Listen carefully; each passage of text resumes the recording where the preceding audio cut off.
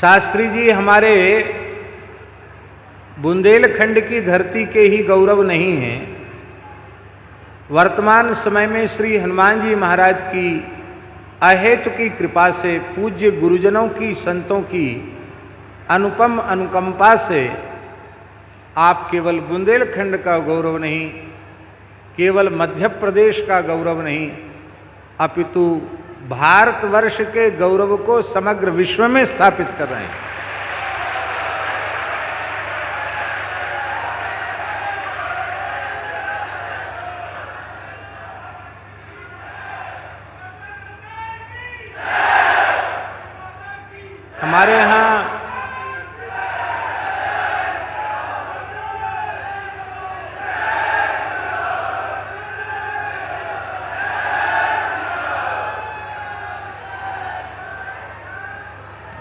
हमारे यहाँ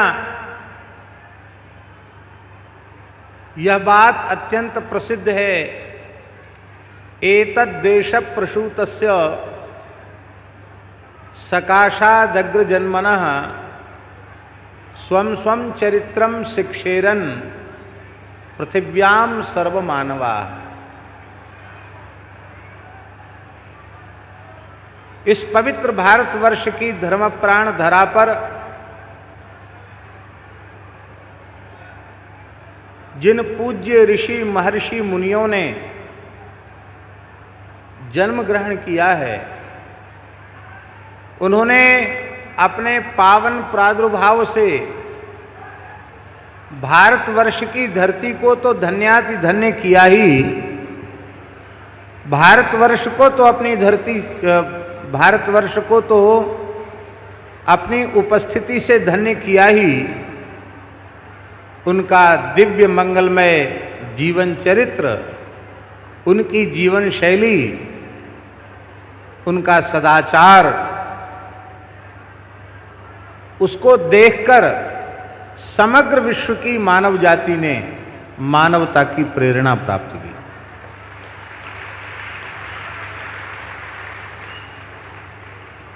आप सब कितने भाग्यशाली हैं कि कल तो आपने श्री सीताराम जी का विवाह महोत्सव मनाया, विवाह पंचमी थी कल। सिय रघुवीर विवाह जे सप्रेम गावहि सुनहि, तिनकहु सदा उछाह मंगलायतन राम जस। और आज भगवान श्री कृष्ण और रुक्मिणी जी के मंगलमय विवाह का प्रसंग व्यासपीठ से श्रद्धेय शास्त्री जी के मुखारविंद से आप सब लोगों ने सुना।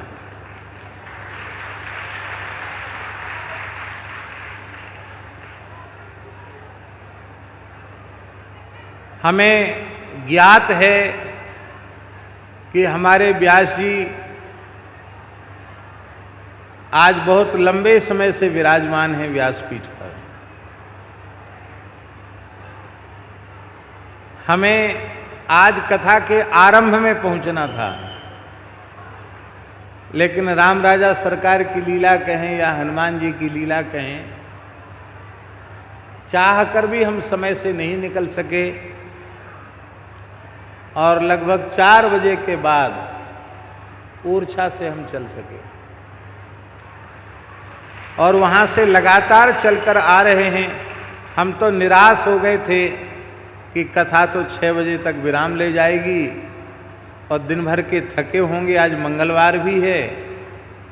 फिर हमारे पंडित श्री रोहित रिछारिया जी ने कहा कि महाराज जी के व्यासपीठ पर दर्शन हो जाएंगे और कुछ श्रवण करने का अवसर भी मिल जाएगा।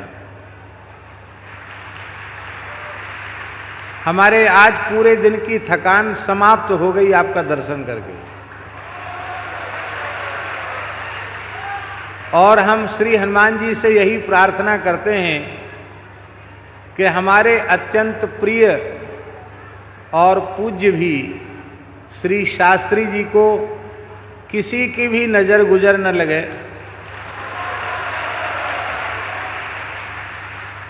आधी व्याधि के नाम पर इनको खांसी खुर्रा भी न हो, ऐसे ही मुस्कुराते रहें और ऐसे ही इनकी वाणी का लाभ समग्र विश्व प्राप्त करता रहे।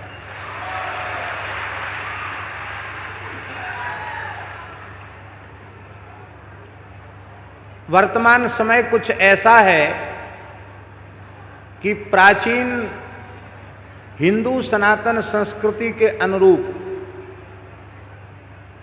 आर्ष सिद्धांतों के अनुरूप वर्णाश्रम व्यवस्था की चर्चा करने वाले को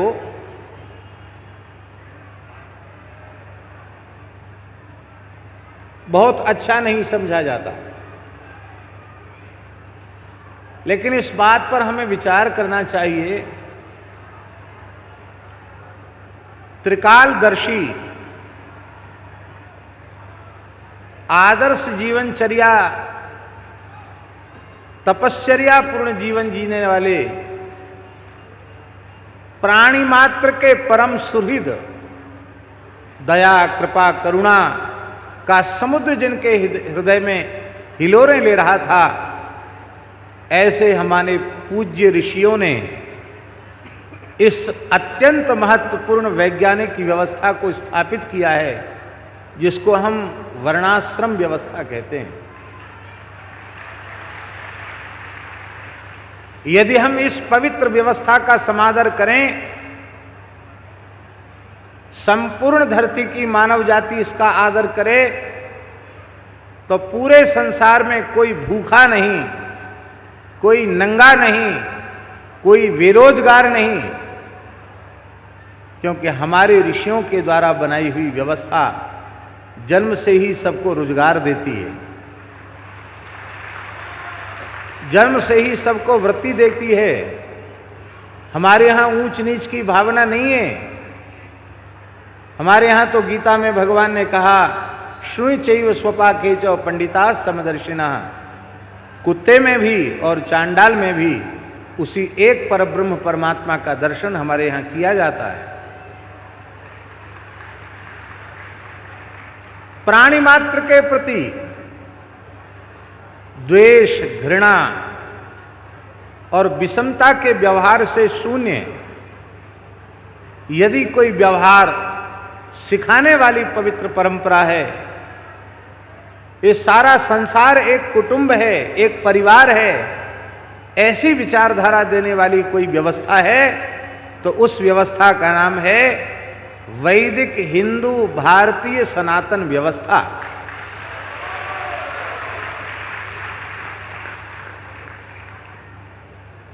आज उस व्यवस्था के महत्व को हम लोग भूल कैसे गए? उसके दो कारण हैं। एक मुख्य कारण तो यह है कि जो इस व्यवस्था की मूल है, जड़ है, वेद लक्षणा भारतीय देसी गाय, उस गाय की महिमा से कहीं ना कहीं हम विमुख हो गए।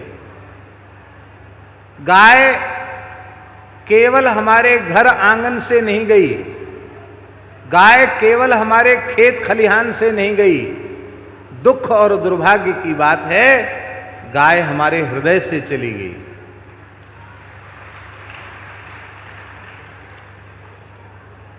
केवल गाय ही ऐसी है जो संपूर्ण बिखरे हुए हिंदू समाज को एकजुट कर सकती है।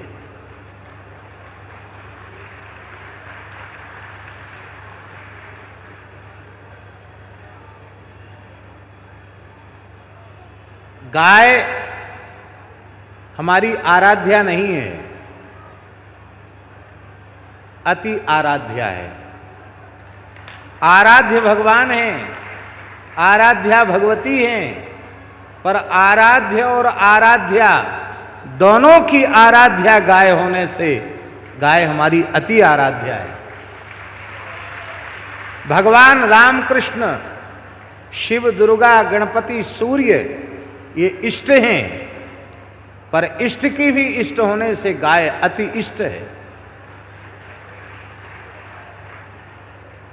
हमारे यहां भगवान वेद ने कहा, आहार शुद्धौ सत्व शुद्धि, आहार की शुद्धि से अंतःकरण की शुद्धि होती है।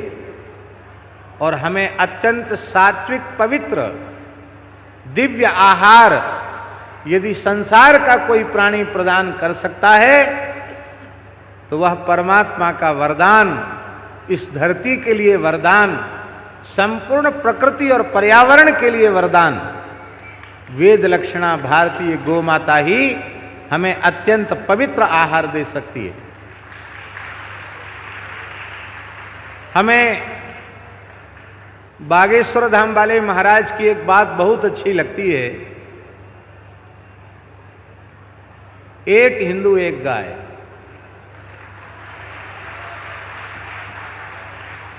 आप लोग ताली तो बजा रहे हो, अच्छी बात है, बजाना ही चाहिए, लेकिन एक बात है, अब इतनी गाय इस देश में कहां है कि एक हिंदू के बट में एक गाय आ जाए। जनसंख्या के आधार पर यदि गोवंश बांटा जाए महाराज जी, तो 10 हिंदुओं के बीच में एक गाय आएगी। जनसंख्या की दृष्टि से उसका बंटवारा किया जाए, इस समय जो संख्या अवशिष्ट है, तो 10 लोगों के बीच में एक गाय आएगी। हमारे यहां वृंदावन में एक बहुत बड़ी सभा हो रही थी। उस सभा में किसी ने गाय को आवारा कह दिया। आवारा गाय घूमती हैं, किसानों को भी बड़ी समस्या होती है। तो किसी वक्ता महानुभाव ने अपने भाषण में आवारा गायों की बात कर दी। उस सभा में हमारे ब्रज की एक विशिष्ट विभूति, परम श्रद्धेय पूज्य श्री रमण रीति वाले महाराज जी विराजमान थे। उन्होंने एक बात कही, वो हमें बहुत अच्छी लगी। उन्होंने एक बात कही कि अनेक समर्थ पुत्रों के होते हुए भी यदि माता इधर उधर भटकती है तो माता को आवारा नहीं कहा जा सकता।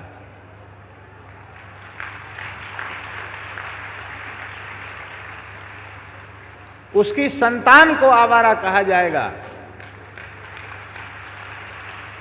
तुम गाय को अपनी माता कहते हो और फिर ये भी कह रहे हो कि वो आवारा घूम रही है। तुम नालायक हो, तुम आवारा हो। जो तुम्हारे रहते हुए गाय की ऐसी स्थिति हो रही है।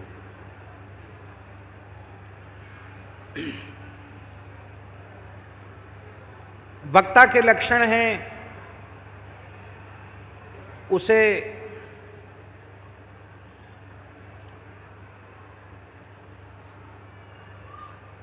शरीर संसार से विरक्त होना चाहिए। शरीर संसार से विरक्त का अर्थ है शरीर और शरीर से संबद्ध संसार, इसमें आसक्ति न हो। हमारा इनका वे एक परिवार नहीं है, सारी धरती ही हमारा परिवार है। आप सब हमारे परिवार के हैं। उसमें कोई जाति वर्ग अथवा संप्रदाय का भेद नहीं है। भगवान के नाते आप सब हमारे परिवार के हैं। शरीर संसार में अहंता ममता जिनकी मिट चुकी है उन्हें विरक्त कहते हैं। वक्ता को विरक्त होना चाहिए, वैष्णव होना चाहिए। आप परम वैष्णव भी हैं और परंपरा से प्राप्त जो शास्त्रों का ज्ञान है उसका अधिगम होना चाहिए। भगवान की वह भी आप पर अतिशय कृपा है। और आप जो कुछ कहते हैं उसके मूल में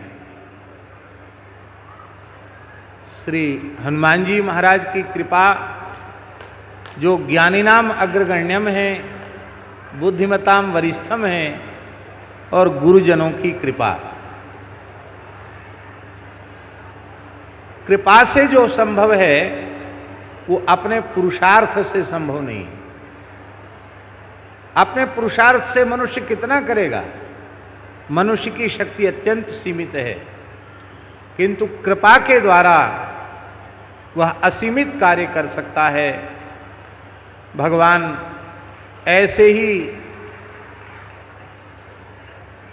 अत्यंत पवित्र कार्य, कथा कीर्तन सत्संग के कार्य, देखिए यद्यपि देर बहुत हो गई है, लेकिन एक बात कहना हमारे बहुत जरूरी है, इसलिए हम कह रहे हैं। संसार के दुखी प्राणियों के दुख दर्द की निवृत्ति आपके माध्यम से हनुमान जी की कृपा और पूज्य सन्यासी बाबा की कृपा, उनकी कृपा के माध्यम से हो रही है। पर वो दुख की मुक्ति शाश्वत नहीं है। पर जो श्रीमद् भागवत का वाचन व्यासपीठ पर विराजमान होकर के आप कर रहे हैं, इसको यदि श्रद्धा पूर्वक आप श्रवण करें और इसे धारण करें, अपने व्यवहार में उतारें, तो आपको शाश्वत समाधान भागवत जी की कृपा से होगा।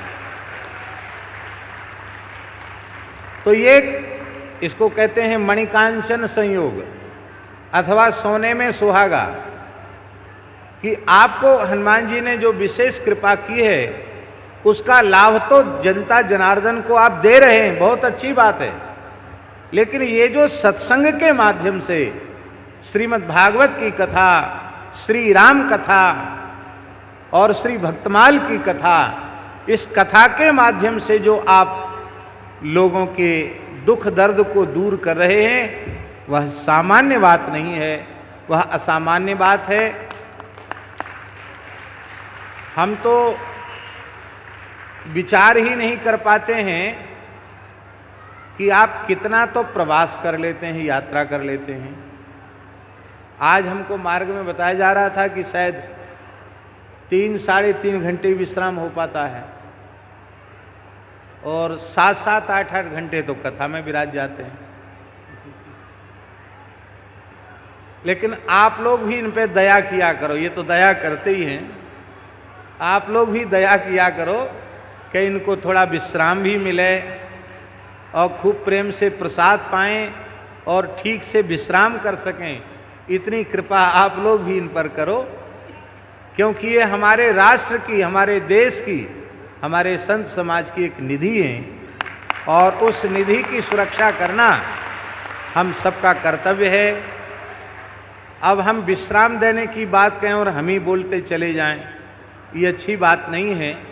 इसलिए हम अपने वक्तव्य को श्री रघुनाथ जी के चरणों में विराम देते हैं और खूब खूब आप सबकी मंगल कामना करते हैं। स्वस्ति प्रजाभ्य परिपालयन्ताम न्याय्येन मार्गेण महीम महिषाः गो ब्राह्मणेभ्यः शुभमस्तु नित्यं लोकाः समस्ताः सुखिनो भवन्तु। अपुत्रः पुत्रिणः सन्तु पुत्रिणः सन्तु पौत्रिणः अधनाः सधनाः सन्तु जीवन्तु शरदां शतम्। काले वर्षतु पर्जन्य पृथ्वी शस्यशालिनी देशोऽयं क्षोभरहितो ब्राह्मणाः सन्तु निर्भयाः साधवः सन्तु निर्भयाः मानवाः सन्तु निर्भयाः गावः वै सन्तु निर्भयाः सर्वे भवन्तु सुखिनः सर्वे सन्तु निरामयाः सर्वे भद्राणि पश्यन्तु माँ कश्चित् दुःख भाग् भवेत्। श्री राम जय जय राम, नारायण नारायण।